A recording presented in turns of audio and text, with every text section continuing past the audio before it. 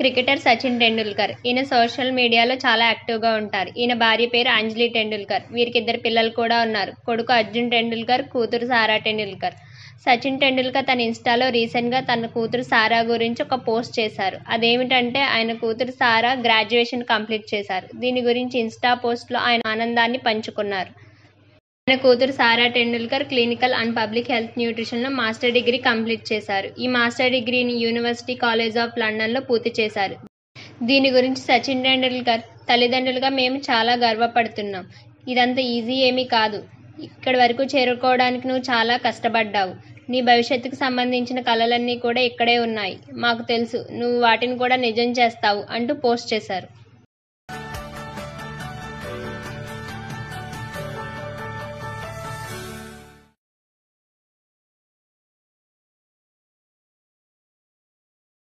ఇటువంటి మరెన్నో వీడియోస్ కోసం నా ఛానల్ని సబ్స్క్రైబ్ చేయండి.